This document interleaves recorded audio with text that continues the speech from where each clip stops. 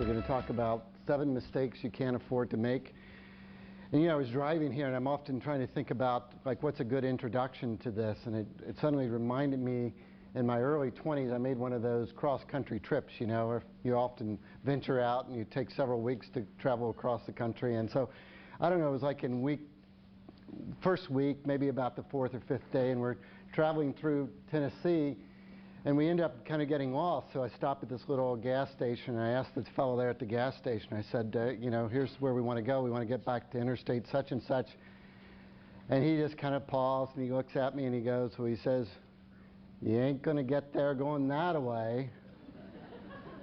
And so, I said, okay. So I guess we turn around and go this way. And he goes, "Nope, you ain't going to get there going that way."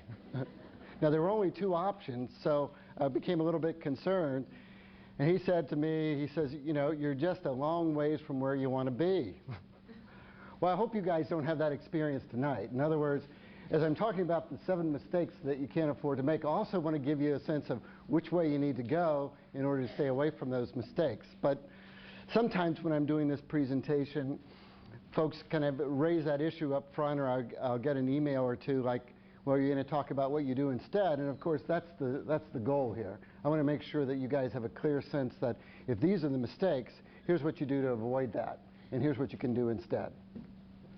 A couple months ago, I was driving home and going down the driveway through the subdivision, and squirrels were out in the road, and so I'm going along, and usually they get out of my way, of course, but there's this one squirrel that kind of is sitting there in the middle of the road, and he sees me coming, and it's a little too late for me to stop. And so he sees me, and then he goes one way, then he goes the other way, and then he goes the other way, and I don't have time to hit my brakes, and I'm running over him, and I'm just waiting for that thump, but there's no thump.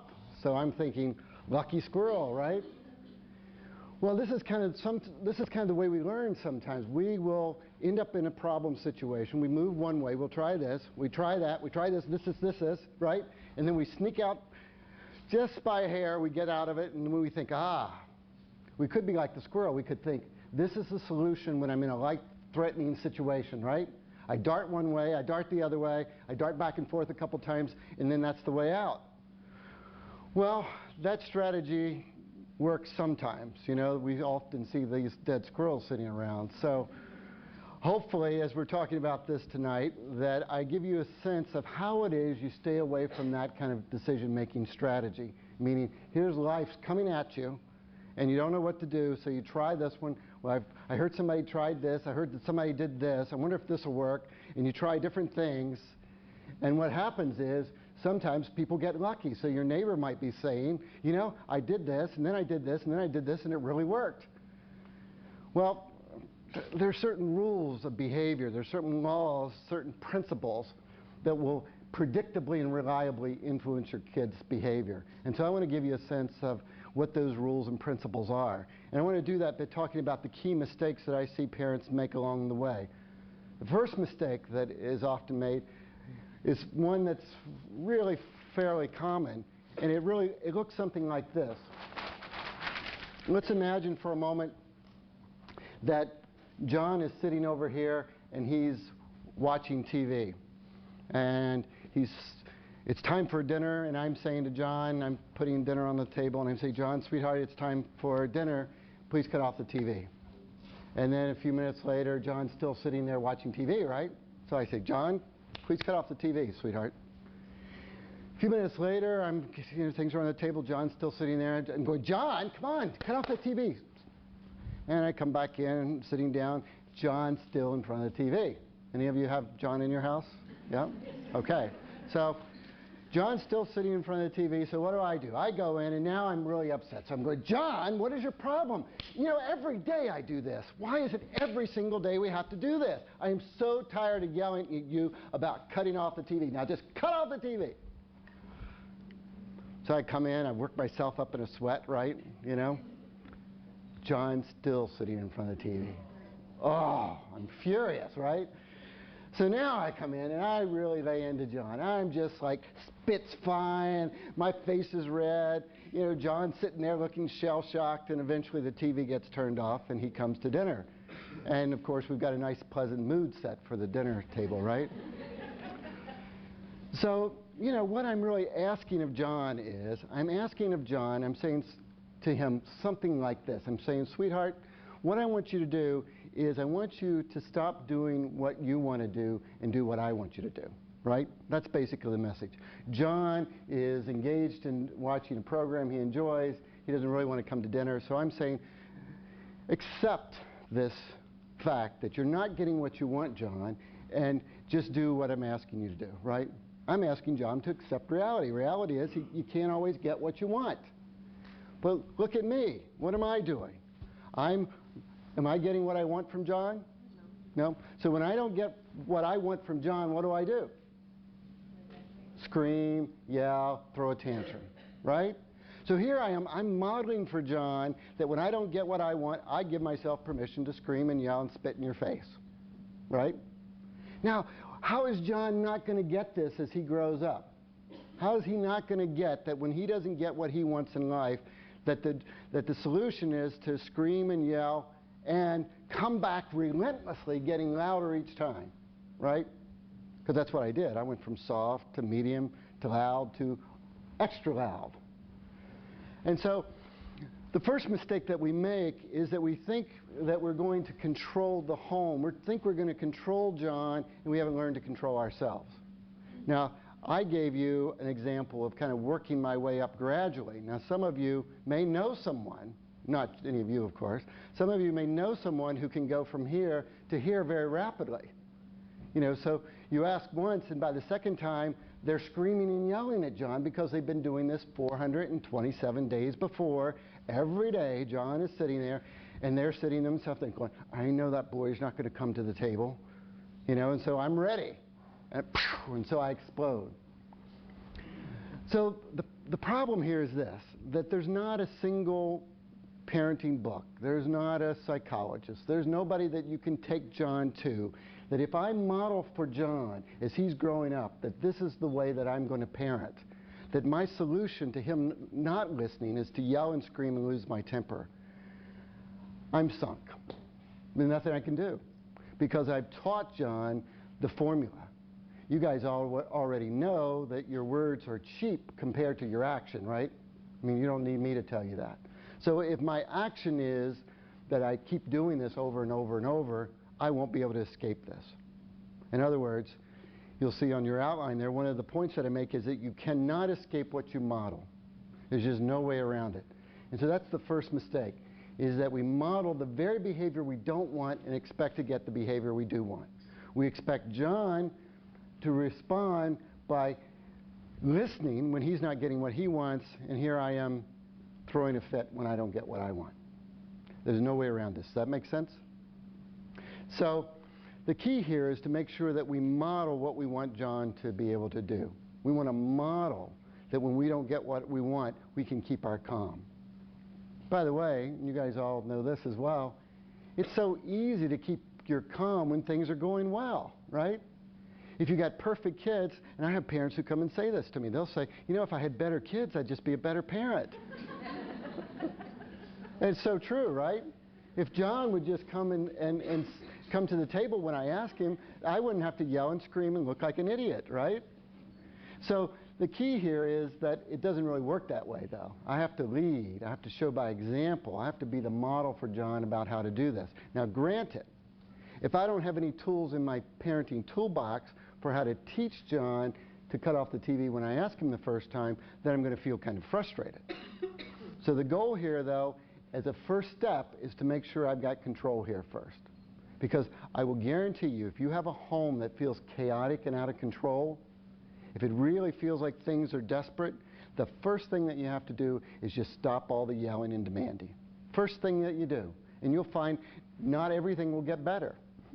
Let's not pretend. But it will get better just by you modeling different behavior and showing John that you aren't going to lose your cool. So the first mistake is we cannot engage in the behavior we don't want and expect to get the behavior we do want. Makes sense, right?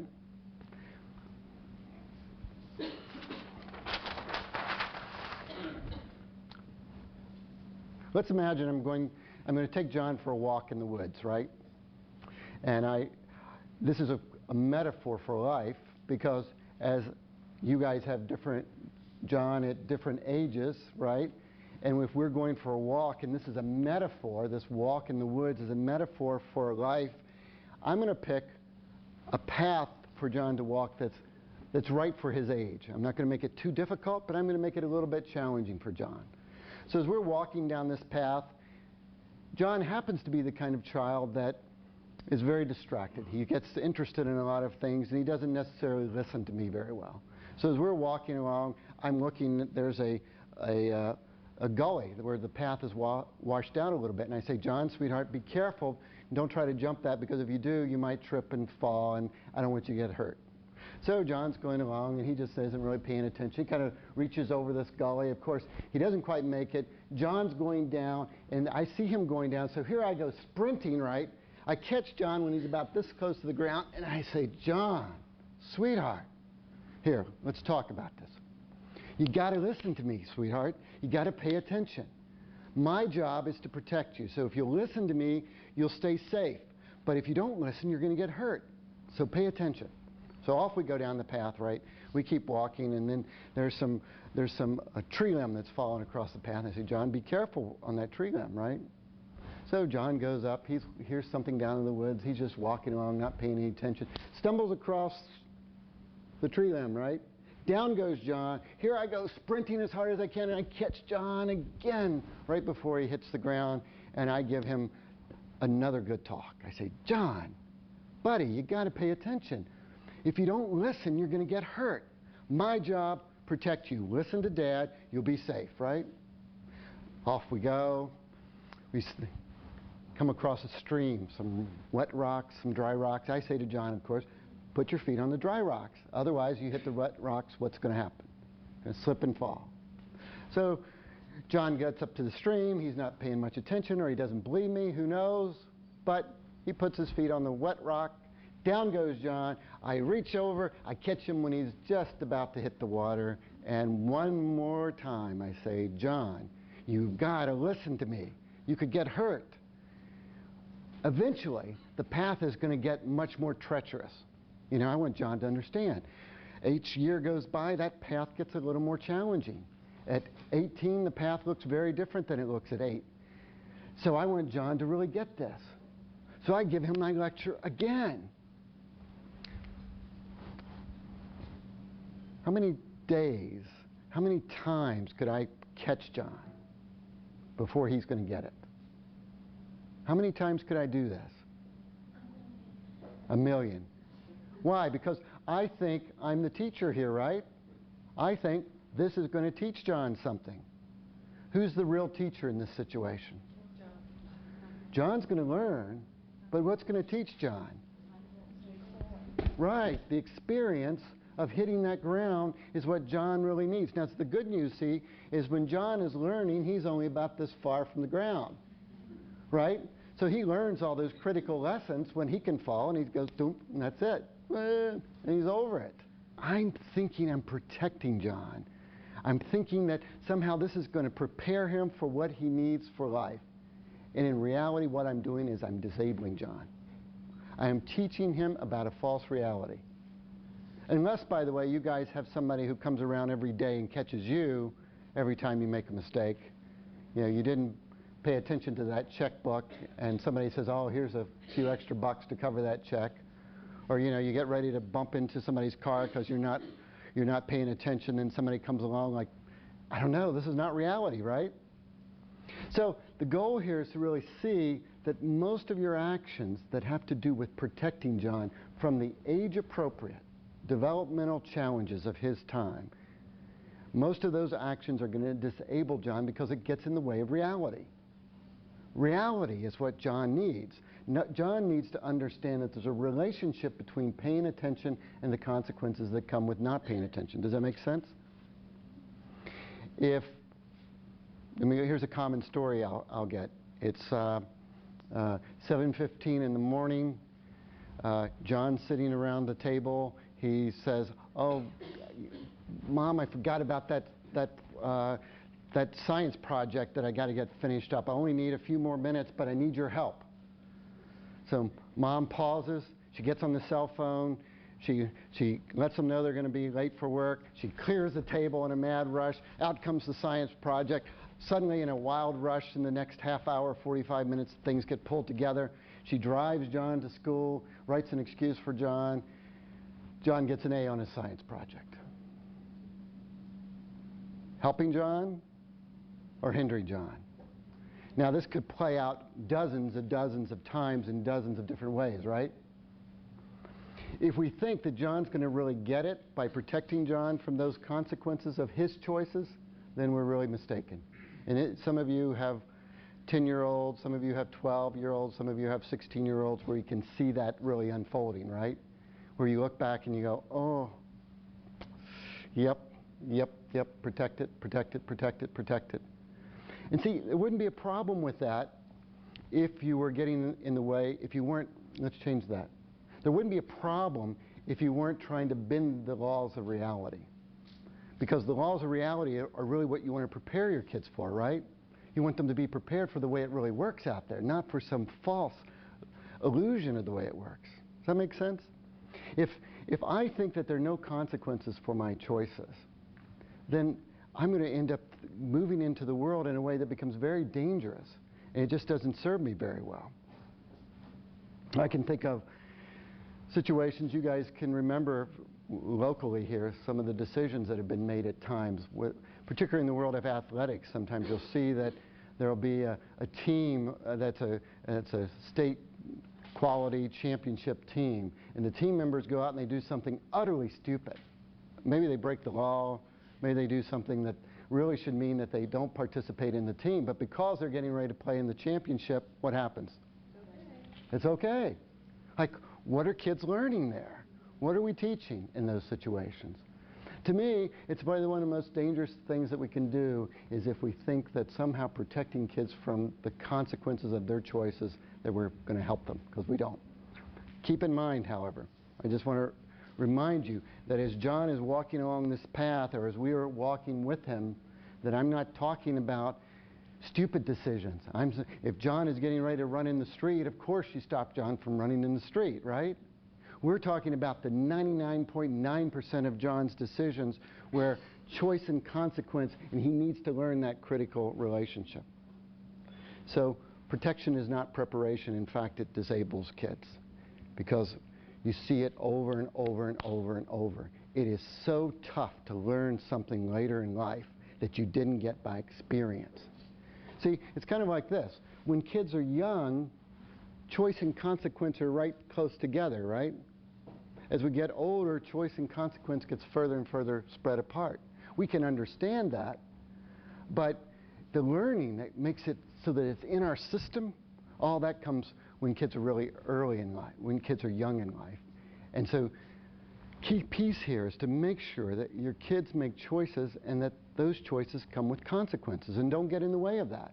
If that means a little sadness, if it means a few tears, if it means a little upset, if it means they're angry at you because you didn't bring them their soccer shoes after you've done that 24 times and they don't get to play in the soccer game, that needs to be the teaching lesson. I mean, just watch what happens. If you always bring the soccer shoes, will they ever remember to bring the soccer shoes? If you don't bring the soccer shoes, how many times will it take before they remember the soccer shoes? 2, 3 times. Right. She's been there 3 times it took. So, protection is not preparation. Preparation is thinking reality. What will reality do? And I'll tell you, one of the best rules of thumb you can keep in mind long after we're done here, you know, over the years, is you just want to think ahead. Jump ahead to reality. Jump ahead when you're not going to be there and think about what to do based upon that criteria. And you'll almost always be on track. Almost always you'll be on track. So much of what guides my thought process in terms of what to do with kids is treating them as if they're competent and capable of handling reality, which, by the way, they are, right? So Reality rules. Just remember that. That's the key piece here. Just stay focused and make sure that reality comes with consequences. Third mistake that we make is probably best exemplified by a young man I interviewed a year ago in August. We'll call him Austin. And Austin came to my office in the middle of August for an evaluation. And his parents brought him in because he had been in an accident a couple of years before and was now 12 years old. He was in middle school. He was flunking previous year had flunked every single subject, was falling asleep on his desk. And the parents were involved in a lawsuit, and they believed that their son had been injured and that his deterioration was due to this injury that had occurred several years ago. Well, I had a ton of medical records that I was looking through and so forth, and the injury, based upon the description and his symptoms afterwards, just did not appear to be that severe. But I was involved in this evaluation, so Austin comes in, and we have a 9 o'clock appointment in the morning, and his dad brings him in. And so I interview the dad for just a few minutes, about a half hour before, and Dad seemed like a pretty normal guy. Austin comes in, again, 12, going on 13, 9:30 in the morning, sits down in my office, we start chatting, and you know, as he's sitting there, you can just see his head's nodding, and his eyes are going closed, and he just looks like he's falling asleep. And I said, Austin, are you okay? And he goes, yeah, I'm tired. I said, what time did you go to bed? He kind of looks at me and he goes, 6:30. I said, 6:30 this morning? He goes, yeah, 6:30 this morning. I said, well, what were you doing all night? I was playing video games with my buddies online. So how often do you do this? Every night? I mean, do you stay up? He goes, well, usually between 5:30. As soon as the sun comes up, we start to call it quits. So I said, is this the way it is during the school year? And Austin says, no, I usually stop by about 2:30. So needless to say, Austin did not have a brain injury. His father, however, I have questions about, you know. Because when I asked his dad, I said, you know, do you know what time your son went to bed last night? And he goes, no, not really. I know that he went down to his room. Now they put a room in the basement for their son, 12 years old. So he said, I know he went down about 8 o'clock. That was the extent of what he knew about his son's behavior over the course of the evening. I said, well, do you have any idea what time your son goes to bed when he's in school? And he goes, no, he usually goes down around 8 o'clock. I said, well, he tells me he's playing video games with his buddies until about 2:30 or 3 in the morning. He goes, yeah, you know,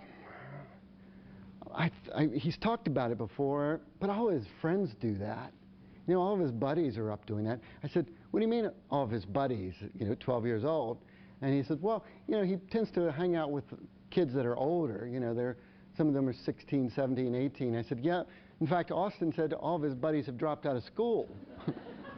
And they're at home playing video games till 6 in the morning. And this is who Dad is letting his son play video games with all night.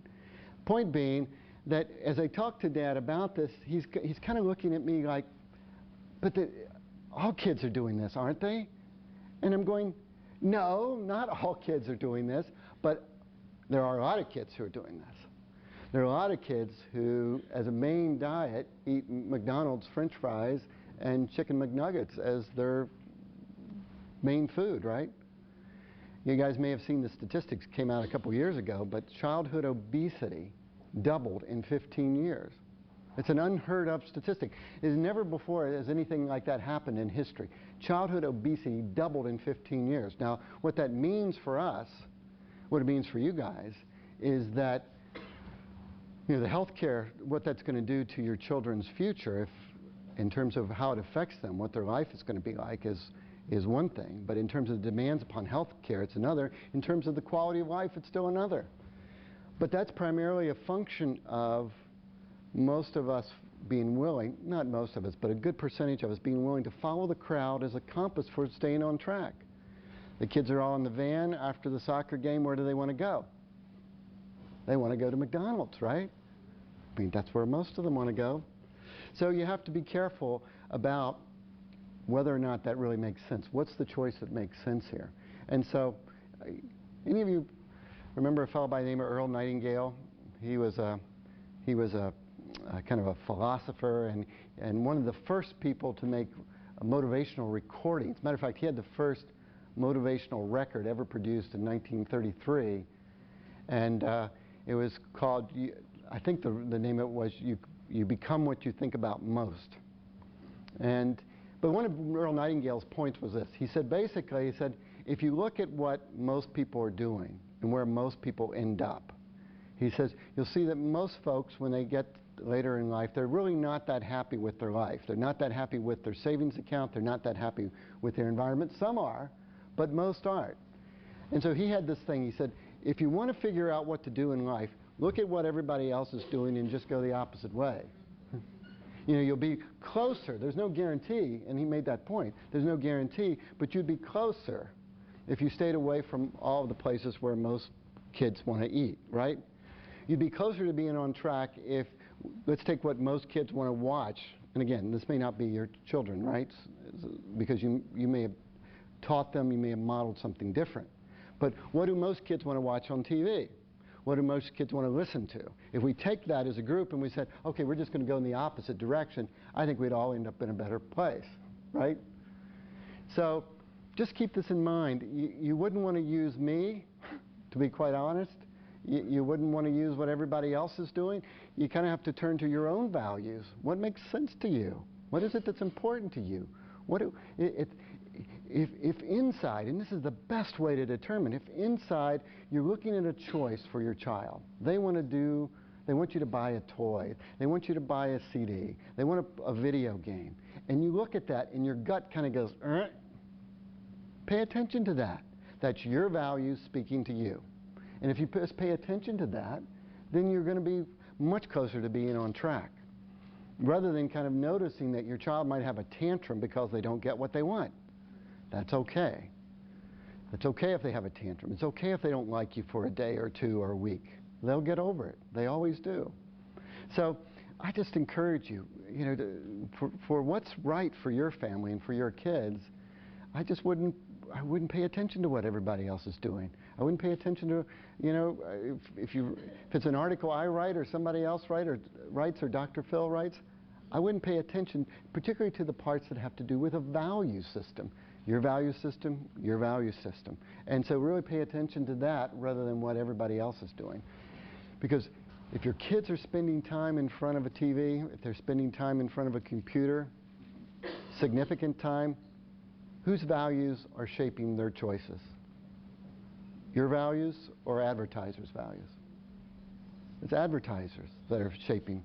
Now, by the way, do advertisers hire the stupidest people they can find to do this? Do they have low budgets? Do you think they might engage in hypnotic kinds of advertising that makes your their pupils dilate and they kind of look like this? Do you think they might use some tactics like that? Of course they do. Their goal is to shut down their goal, and I don't mean this to sound malicious, because their goal is to sell product, right? And we can all appreciate that's what makes the economy go around. But again, you just want to understand that in the process of doing that, it's their values that are filtering in there. So as your kids are saying, this is what I want for Christmas, or this is what I want for my birthday, or if it was my assistant whose 9-year-old wanted a limousine to pick her up for her graduation event, those kinds of things seem bizarre to me, but it's because of what they see and where the crowd is going. So I like Earl Nightingale's strategy. Wherever the crowd is going, look the other way if you don't have a good clue, because you'll probably be closer to being on track. A couple weeks ago, a study came out. I just heard this as I was driving down the Northway. A study came out where they took a group of 1,000 seniors aged 62 to 65, and they asked them how much money they had in their checking account, disposable money that they could spend. And then they did a survey of 1,000 teenagers ages 16 to 18 about how much money they had in their checking account. Guess who had more money? The teenagers. It's a problem because we end up, again, most folks are following the crowd. You know, they probably on their credit card are putting are paying for HBO and the the digital DVD player, and we're caught up in that. And so I mean we all do it. We have to be very conscious and aware of this question of what's important. And my behavior, my choices about what my children watch every day, that choice represents what value I'm willing to endorse. And so if I let them sit in front of a particular show for an hour, if the values are consistent, this should feel good in here, right?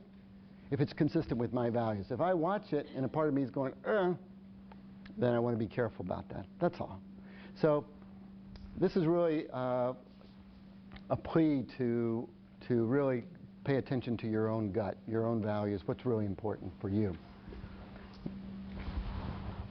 When you set limits on your kids, do they enjoy that? Do they appreciate it? They say, geez, Dad, thank you for making me go to bed at 8 o'clock, or, Gina, I know I can't play but a half-hour video games. You know, I really appreciate that. Do kids really like limits? No. Well, yes. Most kids will fight you on limits, right?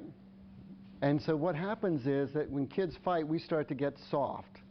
And that's really the opposite thing that you want to do. The more you feel kids fighting you on limits, probably you know you're standing right where you need to be standing. How many of you have kids who negotiate with you? So look around. Kids, do you ever see your kids negotiate with the wall? With the chair? Kids only negotiate with parents who do what? Who negotiate back. Kids only negotiate with parents who negotiate.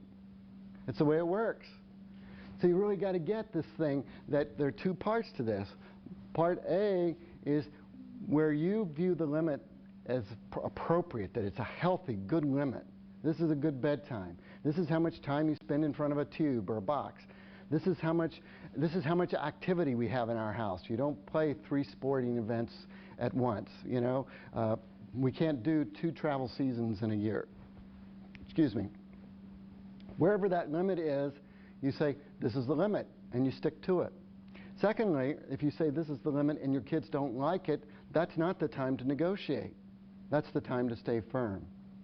And so it's very simple. If you want kids to learn to accept limits, what do? You set them. Often use this metaphor. You put fleas in a jar, and you put a little metal top on the jar. And the fleas are sitting there, they're going ting, ting, ting, ting, ting, ting, ting, ting. They're bouncing up against the top of the jar like this, right? Well, we can only imagine in a flea's world, this is not a pleasant experience, right? You know, boom, boom, boom. So even with the size of a flea brain, within a matter of moments, we have smart fleas, because here they are, bouncing away, and it's a nice, silent little jar we have. They're quick learners, right? Well, part of it is, and we'll explain in just a moment, choice and consequence, very tightly connected, right? But let's assume for a moment that here are the fleas. Now, they've learned where the lid is on the jar, right? So I can take the lid off, and do you think they bounce out? Nope, there they are, just right away, honoring that limit. Let's imagine I had moved that lid, that it was moving every day, every moment it shifted a little bit. Every moment the lid just moves up and down a little bit. Would the flea ever get it? Now think about it. That's a flea brain. A flea brain gets it if it's consistent. A flea brain can't get it if the limits keep moving. So you guys got to remember that. It's so simple, right? If this is the limit, and mom and dad can't agree, and so dad's home sometimes it's here and mom's sometimes it's here, and if that's happening a lot, are kids going to be confused about that? Of course, right? So the more that you can say, okay, let's agree this is going to be the limit and we're going to stick to it, the better. Kids need limits. Kids thrive on limits. Kids love limits, despite the fact of what they suggest based on their behavior. Now, how can I say that kids love limits? Because we've done tons and tons of studies. Over and over again, we see that if we take away limits and we give kids free rein, that initially they're joyous, they're excited, they love it, and then we see all across the board, everything deteriorates. I mean, that's part of the problem with childhood obesity, right? We don't set limits on the type of food. If you bring home all sorts of junk food, put it in the cupboard and say to the kids, now, don't eat that, how does it work? If I have ice cream in my freezer, do you think I eat that ice cream? So if I'm going to stay fairly trim, what do I have to do? I have to make sure there's no ice cream in the freezer. Why? Because I'm not that disciplined. How many, and you'll notice you guys are kind of similar. You'll see that some people are more disciplined about this, but the smartest decision is to decide in advance what the limits are. You're going to see across the board, if you've already decided before the decision comes where the limit is at, it's much easier. It's like if it's 8 o'clock and you don't know that the bedtime is 8 o'clock, you're not really clear about it, and they say, oh, Mom, there's this show I want to watch. Well, you didn't, let's see, you got to bed early last night. Okay. Now suddenly it starts moving and shifting, right? Know in advance what the limits are. Know in advance what the bedtime is, when they're going to do their homework, what their responsibilities are around the house. Know in advance what the consequences are to choices. And again, I can't cover all of those tonight, but I do want to give you a sense that it's so important that you already know in advance what choices come with what consequences. That's like saying, here's the limit, sweetheart, and oh, you step over the line, what happens? I don't want to scream at John because he steps over the line, because does screaming at John work? No. So I got to make sure that something's going to work that's actually going to teach John. And so in a moment we're going to talk about what that is. But for now, set firm limits. Be really clear that that initial resistance that you feel is really nothing but a tantrum on their part because they're not getting it their way. Do we do better with clear limits as adults as well? We do better. You will be hard-pressed to find a single study of human behavior that will not support clear and consistent limits. It's very simple. So we want to do the same thing with kids. We want to set up a world where there are clear and consistent limits. Okay? Yes? Question. Is there a little contradiction between the clear and consistent limits and protecting them? Like when you gave the example of the food, you know, not having the chips in the house for the kid when they want to eat the chips is really protecting them. They're not making the right decision. You're not giving them an option to make that decision. Well, it could appear that way, but the key thing is that there are certain choices that they're going to be able to make every single day. That what would be the consequence to them eating potato chips, for example? Not eating a nutritious meal. Not eating a nutritious meal. Are there any immediate consequences that's going to happen for most kids? Immediate consequences. There are no immediate consequences. So see, the problem is, in these situations where there are no immediate consequences, is that the consequence 6 months or a year down the road is they put on, 10 pounds of excess fat. The consequence then is something that's very difficult for that to be a teacher. So in the area where we're talking about setting clear limits, we're really talking about the decisions that you guys need to make, not about child decisions. That's a great question. The distinction is in the arena where children should be making decisions about whether or not to pay attention to jump over the log, for example, whether or not I'm going to pull the toy away from my best friend because I want it right now. Those choices often come with immediate consequences, and you just want to let those consequences do the teaching. In the arena where your judgment comes in, where your decision is going to influence their trajectory, that's where you set limits. Like kids aren't going to, if you said, for example, oh, let's let them go to bed, and then the consequence is going to be they're going to be tired tomorrow morning. Well, once again, the consequence is very far removed, and it's not going to teach very well. So it's a great question, and so I would distinguish it in that way. In areas where kids need to be making decisions and learning from those decisions, you let the consequence do the teaching. In the area where you've got to be teaching because you know that they're not going to be prepared to make that choice. I mean, we struggle as adults to make healthy choices around food. We struggle as adults to make healthy choices about what to let come into our brain, whether we're tired at the end of the day, and what's the easiest thing to do? Sit there and turn on the tube and just get lost. I mean, the path of least resistance will always be the least healthy. The healthiest path is going to be one that requires us to make decisions that are not always easy. Mistake number 5 is that we end up saying the same thing over and over and over again and think that our words are going to teach critical lessons when they don't. Let's imagine John doesn't like to do his homework, right? So John procrastinates every day.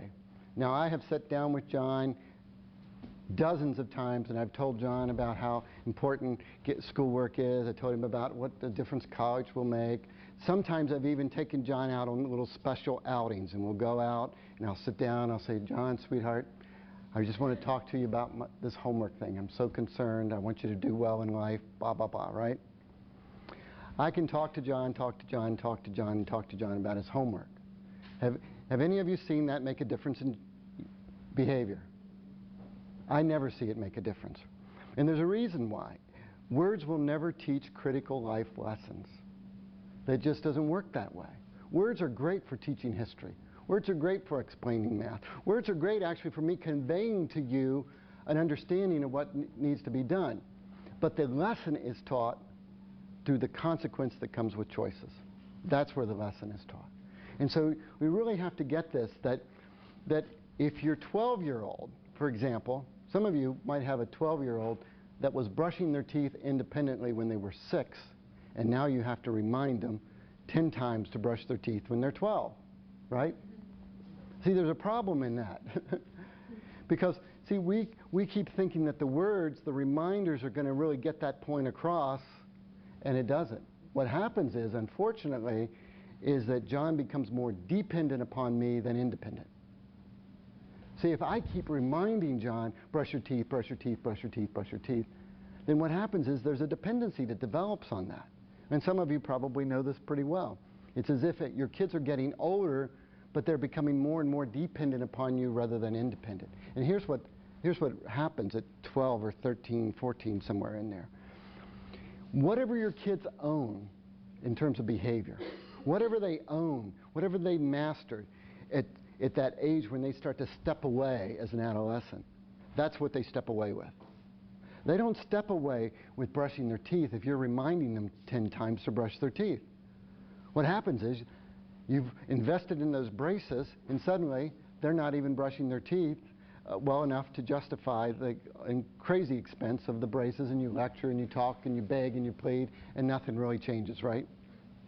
So just remember that if you're using lots and lots of words, then what happens is that those words become a crutch for them, and they become dependent upon that.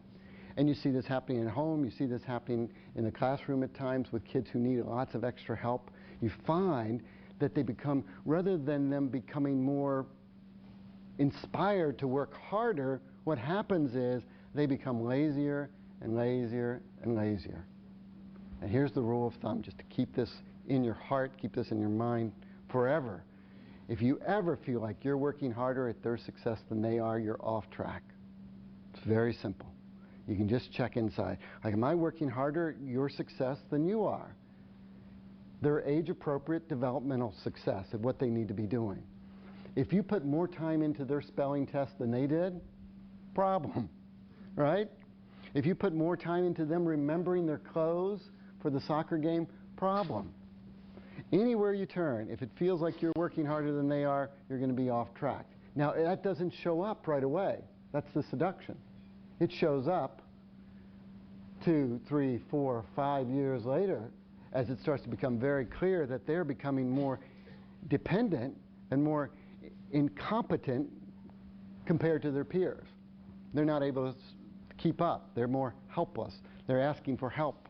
The homework comes home. They sit down in front of the table. They pull out the homework, and they go, I don't know how to do it. They don't even know what's on the page, and they don't know how to do it, right? And you can always tell when this is unfolded, because you'll see that there's really no effort involved. And the question sounds much more like a whine than it does a question. I can't do this. Help me. I'm so stupid. I don't know. The teacher didn't teach this. I've never seen it before. It's amazing how many times you'll hear that. Like it's a mystery where this came from.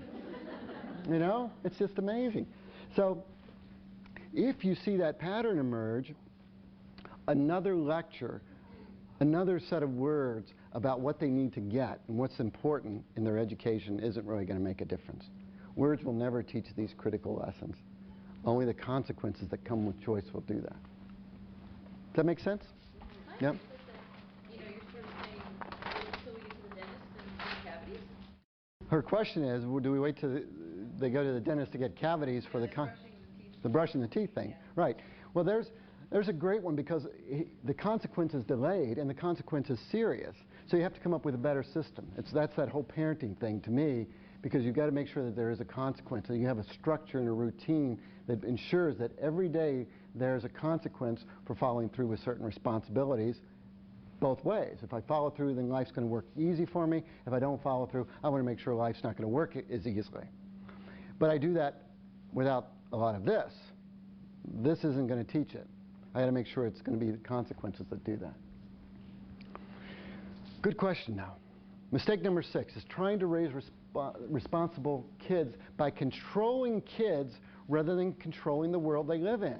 This is a critical one to get, because it is so powerful if you can get this understanding. Here I am, John's not cutting off the TV, remember? Here he is sitting there. I'm yelling at him 5 times to cut off the TV. My behavior, my words sound like this. John, cut off the TV. Sweetheart, cut off that TV. I'm tired of this, Nick. Cut off that TV. I'm done with you. I'm done arguing with you about this. I'm tired of fighting over this. Pick up those toys. Put that away. Stop hitting your brother. Eat your broccoli. Don't do that. What's your bag doing there? Pick that up. I said put that away. Stop hitting him. Didn't I say stop hitting him? Control, control, control, control, control, control, control. Do we control our kids? Do we have control over them? No. But listen to my words. Isn't it amazing? You would think that I had control talking like that. So here's what really gets us in trouble, is that we live in this world inside our head where we secretly believe they should listen.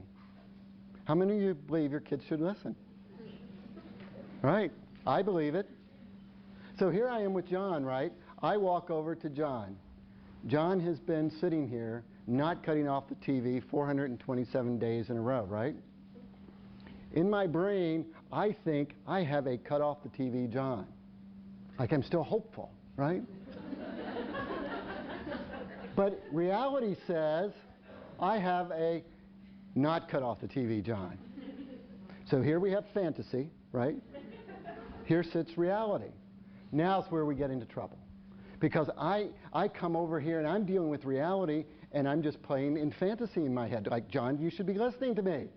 I'm screaming at John. And I think about John's head, he should be thinking, God, maybe Dad is stupid or something. He doesn't get it. Like I'm a not cut off the TV kind of kid. And I'm still thinking he should cut off the TV, right? Now, granted, if in talking with parents, I didn't have ways to give you tools to help John cut off the TV, I wouldn't be in business. That's what it's all about here. But it's what we think that gets us in trouble and makes me act like an idiot. When I say act like an idiot, I throw the tantrum because I'm holding on to fantasy while I'm dealing with reality. If I can focus my thinking in a way that's more reality-based, which is, John is not going to listen. John does not listen when I ask him to cut off the TV. That's reality, right? Now, if I know that when I approach John that he's not going to listen, and if secondly, I know I don't control John. How do I know that? 427 days in a row, I've not controlled John with my words. I should be getting it by now. So here I am, I got these two ideas now. I don't control John, and my yelling and screaming isn't going to make a difference. None of that's going to work. So, What do I control if I don't control John? I control the TV, absolutely. What else do I control? The house. What that John cares about do I not control?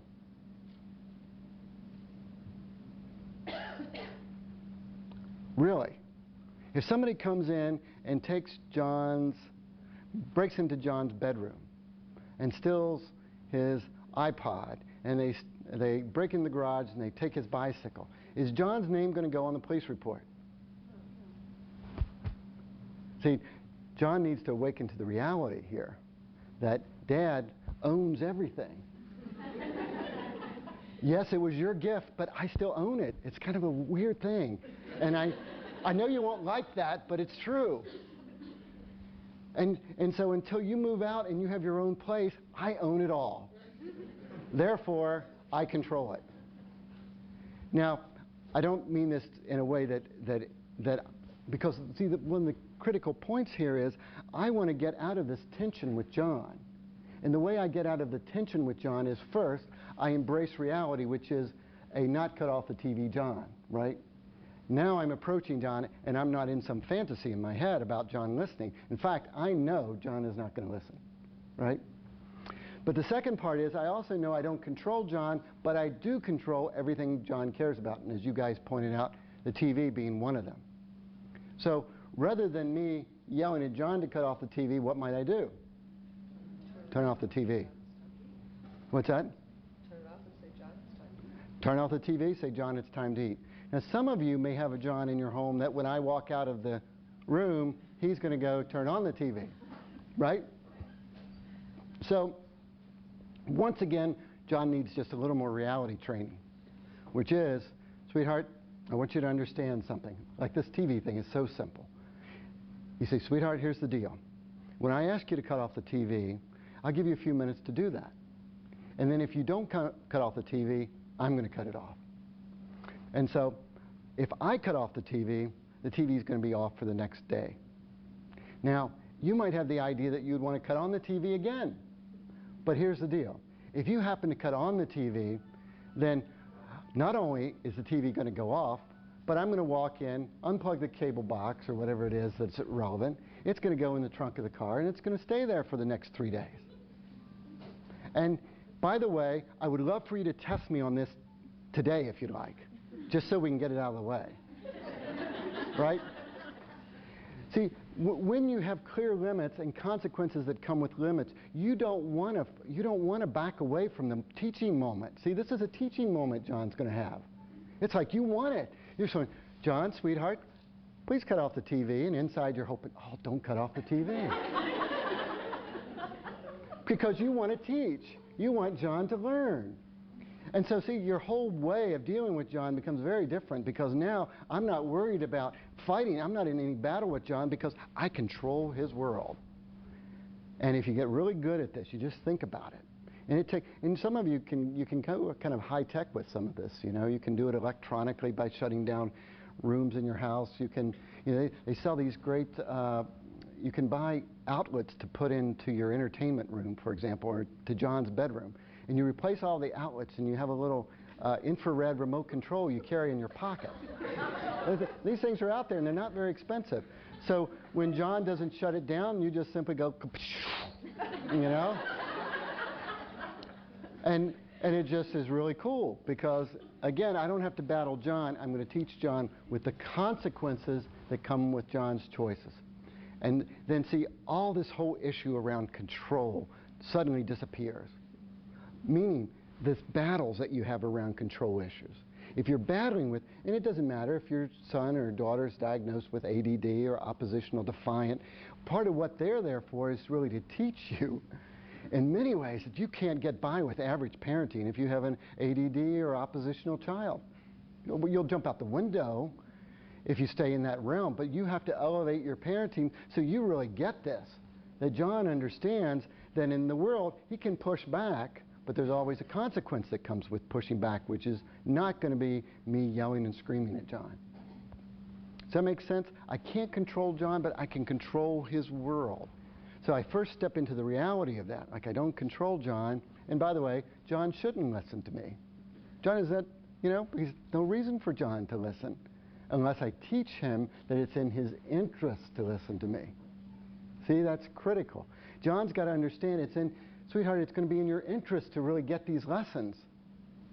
And so when he's 6, 8, 11, 12, and you have great control over John's environment, that's what prepares John. When he's 16, he's over at his buddy's house. It's 9:55, and he calls and says, Mom, I think I'm going to stay an extra hour late. I'll be home, by midnight or so. And you're in, sweetheart, you have a choice. You can come home at midnight. And then you're going to find those car keys just aren't anywhere to be found, and your friends won't be coming anywhere near for a week or so. Or you can be home at 10, as we agreed upon, and probably you'll get to go out tomorrow night like you want to. See, if I've been teaching John that my words come with clear limits, and my action always follows that, John will be going, okay, got it. Now, it doesn't mean John will always choose what you want him to choose, but you can bet, just like the fleas in the jar, right, that once you take the lid off, that they tend to honor the consequence that was firm and clear. They will honor the consequences that you stick to as long as you're firm and clear. Does that make sense? It's really just a magical thing. A lot of your fear and worry about what's going to happen in those teenage years, you can just relax with that because it's not nearly so challenging and scary when you understand that this is the way that John learns. And if John really gets these lessons, that your words come with clear consequences, with clear limits that you honor and follow through with those consequences, then you'll find John will usually follow through by honoring what you'd like for him to do. For these kids that are more oppositional, defiant, ADD kids, all you really want to do is to take all that energy and funnel it in a direction where they're not fighting you, but where they fight something that's worthy of fighting for, If the coach says you're never going to be able to make the team because you're just too slow, you want your son to go, oh, I'm going to get faster. Or if they have a sense like, nobody's found a cure for cancer. I could do that. There's a problem here. I can find that. You really want them to focus their energy in something that's really worthy and worth fighting for. And you'll find that if you can honor this thing where you control the consequences impeccably, kids really get that lesson. They start shifting their attention to something that's really worth fighting for. A couple of years ago, I worked with a family, and with some of these boys in particular, I find, more often boys, that are diagnosed with ADD, they not only have a lot of energy, but they don't require a lot of sleep. They can get by on 4 or 5 hours sleep, and they're like, it's just amazing. And so I had this one family. This little boy, 6, 7, 8 years old, didn't require much sleep. He'd be up at 4:30 in the morning. They'd had trouble getting him to bed, 9:30, 10 o'clock at night. And the family struggled so because they would end up, particularly mom in this particular case, because she's very reactive. So child would push, she would react, big drama unfolds, and that would happen over and over and over and over again. But eventually they got it so that they completely eliminated the drama and the resistance, and they really taught him that choices come with consequences. And so he did this wonderful thing. By the time he ended up 11 and a half, 12 years old, he started working on his sporting life.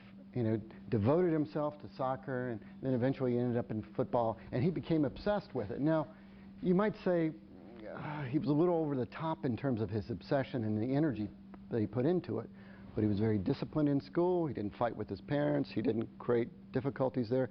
He ended up, in fact, he just graduated last year, ended up focusing all of his energies in a way that really served him. And that's what you find that these kids can do, even the most difficult, challenging kids. But we don't get it by using a lot of words. We won't get it by lecturing. We will only get it by teaching John that consequences come with choices, and the more that I'm willing to control John's world when I can, because when he's 17 or 18, I don't have too many tools left, right? I don't have a lot of control, and a lot of John's world's out of my control. So a lot of that depends. I've got to really make sure I pay attention to that early on. Does that make sense? So finally, and this is one of the pieces that is most important for you to, in a practical way, to master, is that if I neglect learning this lesson about responding to John and arguing with John and feeding John and negotiating with John, if I neglect to learn that lesson, what I end up doing, if I had a video camera kind of following John's life around, what I would find is that when John is giving me what I don't want, I keep investing my energy in it. I keep taking the moments that I don't want and I'm pouring my intensity there, right? And I'm thinking that if I keep investing in what I don't want, I'm going to get what I do want. It will never work. You'll find that the rule of thumb here is that the more that you invest energy, consistently and repeatedly invest energy in what you don't want just expands. It gets bigger. It grows. And so if I don't like John being disrespectful, and I say, John, don't talk to me that way, and he goes, what way? And I said, that way, and he goes, what way? And I said, that way, I can't stand that. I feed that energy, I throw all that energy into disrespect, thinking I'm going to get respect. It doesn't work that way. And so I encourage you to kind of think of your attention, think of your energy as an invitation to your children. And so anytime you give them attention, anytime you give them energy, it's an invitation to that moment to give you more of that. Now, is it a thought process in their conscious brain? That's what you're asking for? Of course not. That's not it. It's that your attention operates at an unconscious level. It operates at a level that is much more powerful than what your words are, that communicates that you value this moment. In many ways, see, when we keep giving attention to the things that we don't want, out of their world looking up, what we see is that the universe cares about me not listening. The universe cares when I look out the window rather than when my pencil is moving on my math. If there's one universal law that we can say from the research, it'd be this. Whatever you invest in, wherever your attention consistently and repeatedly goes, that behavior, that moment has to grow. So it's like, I use this weeds and seeds metaphor. Most of you have an article that's included there. But this metaphor is really this, that in life you have, in your home, you have weeds, the weeds being talking back, negotiating, disrespect, not listening, bickering, whining, helplessness, complaining, tantrums, drama. All weeds. Seeds of success, happiness, hard work, effort, kindness, thoughtfulness, responsibility, picking up, helping out, all that good stuff. For most of you, I can project safely, project and predict would be a better word. I can predict the quality of your home life based upon a very simple thing. If I had a video camera of life at home, if more energy is going into weeds than seeds, I know what life is going to look like a year from now, 2 years from now, 5 years from now. If more energy goes into what you don't want, if you keep watering the weeds with your attention, you're going to find that it just keeps growing. So think of yourself, think of your attention as water to either a weed or a seed. You're feeding it one way or the other. And so the most important distinction at the end of the day, at the end of the week, at the end of the year, is to kind of notice, what got more of my attention? Did more of my energy go into the moments I don't want, or did it go into what I do want? Because it's going to be so easy for you to see what unfolds.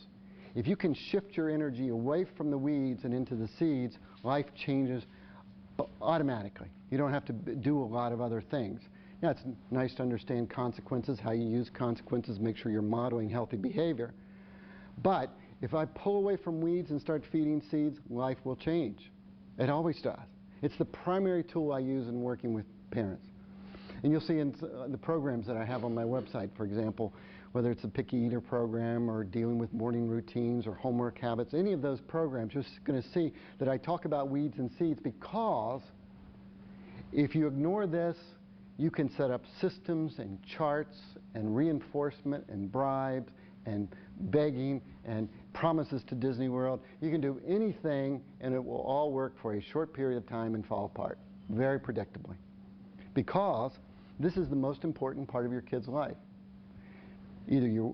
Because where your attention goes, it's like a cue to their brain that this is what you care about. This is what you want more of. So if I've been watering weeds, talking to John, don't talk to me that way, stop whining, what whining, that whining, what whining, that whining. You know, if I feed the whining, asking the whining to stop, if I argue with John when he's disrespectful, if I keep giving energy to the weeds, and then I say, okay, you come to the seminar, you hear me speak, you say, okay, I'm going to start ignoring those weeds. Ignore those weeds, please. So you start ignoring those weeds. Do you think the weeds are going to be happy? Are those going to be happy weeds over there? You've been feeding them all that attention. Or are they just going to go, okay, you got me? No, it doesn't look like that at all. In fact, when you pull away from weeds, if you've been feeding weeds, they get uglier than they've been. You get more whining. If you walk away from tantrums, you get more tantrums. If they're helpless, they become more helpless. If they're disrespectful, they become more disrespectful for a while. Because, you know, they kind of like it that way. That's what they're used to. Watering the weeds, watering the weeds, watering weeds, that's what their brain's accustomed to. So when you first walk away and you start starving weeds, you got to expect drama over here around this. But meanwhile, you keep looking for moments of seeds, when the kids are getting along rather than when they're not getting along. Just think about how this works with siblings. You know, you come home, you had a tough day, got a little bit of a headache, you say to the kids, you know, sweetheart, you know, give me a few minutes here, I just want to get ready for dinner, try to get along, okay? And so I go in and I'm fixing dinner and I'm kind of half with it, but tired and exhausted. And meanwhile, there's quiet, and there's calmness, and there's cooperation. And now I start to hear a rumble, right?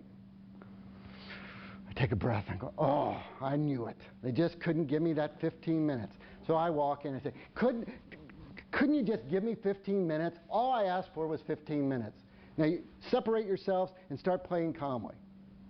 And I come back in, and so things are calm, and I'm finishing up, and then I hear another rumble. So here I go, back over, and I say, guys, didn't I tell you? See how it works? The weeds suck us in. They really do. They're like, you know, it's like a vacuum cleaner just pulls us into the weeds. Meanwhile, what am I doing? I'm ignoring seeds, right? They were getting along. I got 7 minutes and 12 seconds, and I didn't notice a moment of it, right? So if I want to shift the feel of things at home, a fundamental to any long-term behavior change, a fundamental is going to be that at the end of the day or end of the week, more of my attention has to go into the moments I value rather than ones I don't value. Which means that if I'm in here cooking dinner and the kids are getting along, I stop for a moment, I walk in, and I smile, and I turn around and walk out. And I pick up again, and a few minutes later, they're still getting along. So I walk in, I touch them on the head, ask them what they're doing, and I walk out. If I want to change things, I've got to intentionally invest energy and attention in the behavior that I value. And I have to do it obsessively for at least a month to 2 months. Obsessively for a month to 2 months. Did I say obsessively for a month to 2 months? Because it's so, you know, it's just so amazing, because I'll emphasize and re-emphasize and re-emphasize this, and this is the toughest piece to really get. Last month, the month between September and October, I had 3 families come back to me who I'd worked with a year to 2 years ago. All of them had some very difficult and challenging kids, and they were coming back because things had deteriorated. So they come in the first time, they say, oh, you know, big trouble here, big trouble there. And so the first thing that I know is that they got sucked into weeds. I just know it, that this is going to be the biggest problem. So we talk a little bit about the weeds to seeds thing, remind them, oh, no, we're good at that. You know, I make sure we pay attention when they're doing well. I said, okay, so do me a favor, just set up a video camera in your main area of the house, put a little piece of tape over that little red light, right? And just have it run all week and then bring it back next week. And, well, do you want us to go through? I said, no, just bring back the tapes. So all three families, I had to do this different times, and they bring in their videotapes, and I put it in, I just randomly fast forward and pick 10 minutes to watch. And if I had it, you wouldn't believe it, because these are folks that have had coaching. They've heard this whole spiel in great detail, right? And they've had a success by turning it around. And so here they are. I turn on 10 minutes of it, and every single one of them, these three families, within 10 minutes, all of them, I counted over 30 times that they fed weeds in 10 minutes, and they didn't know it. Daughter says, I don't know how to do this. That's what it says. I don't know how to do this. Now, in my book, that's a weed. That's not a request for help. That's a weed. So Dad goes, sweetheart, you can do it. No, I can't. I know you can. No, I can't. Well, let me show you. So he's intensely showing the weed. And so he's over there at the table, and this is all on the video camera, right? I'm watching the whole thing. So he's showing her. Meanwhile, she's stomping her feet like this. And he's going, oh, sweetheart, calm down. You can do this. I know you can do this. Weed, weed, weed, weed. Right?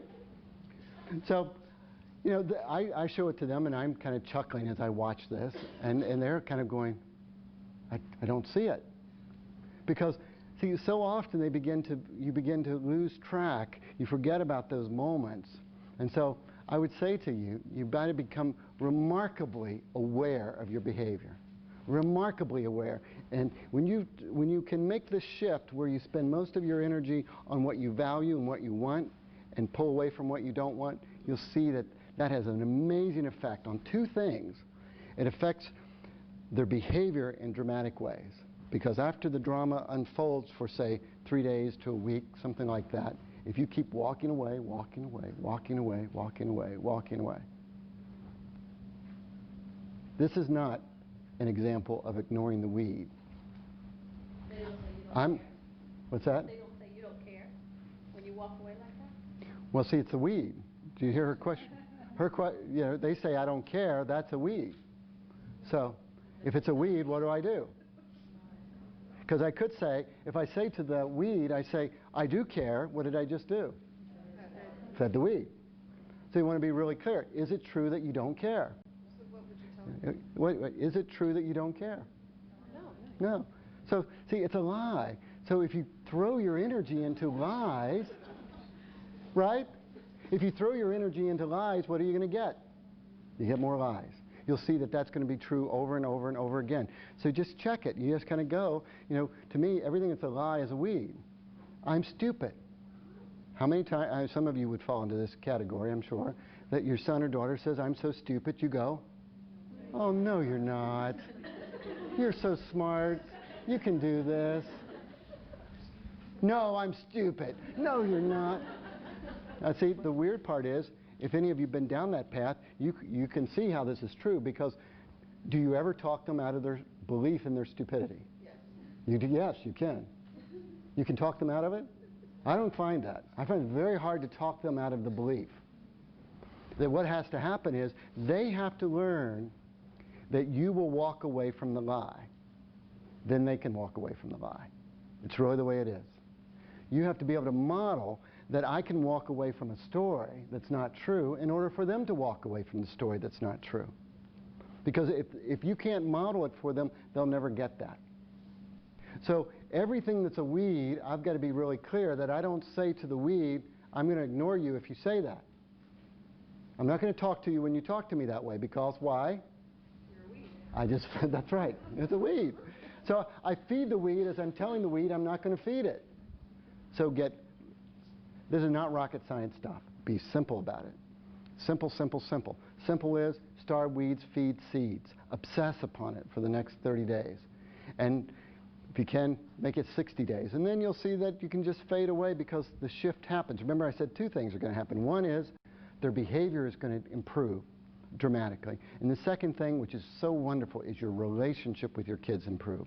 If you have a situation with, perhaps for some of you, you have one child or two kids that you have a great relationship, and you have this more difficult child that you don't feel so good about it, you'll see that when you do this, that really shifts. The relationship changes. So it's a cool thing.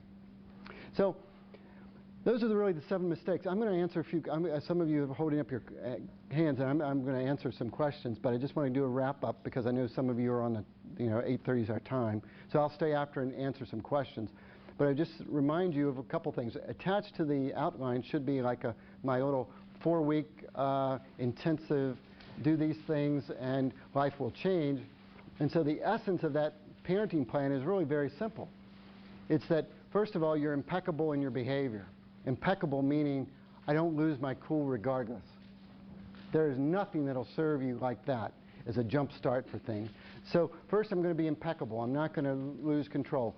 Secondly, I'm going to make sure that I obsess upon these seeds and walk away from weeds. Third, I'm going to set clear limits. And if possible, I'm going to write those down. I'm going to write down what the limits are, and I want to say, kids, here's the deal. Here's the line, and when you step over the line, here are the consequences. Predetermine the consequences, and you're going to see life is so much easier. If you have to mentally negotiate, oh, what's the right consequence for that? Then you're going to find you're constantly, that line is moving all the time, and kids don't have a clear idea about this. So those are the primary fundamentals that you'll see on that sheet of paper. Just make sure that you're clear. Starve weeds, feed seeds. Make sure that you model what you want. Be impeccable. Don't yell, scream, lose your cool. Set clear limits. Make sure you teach the limits with consequences, and don't try to use your words to teach these critical lessons, because words won't get it.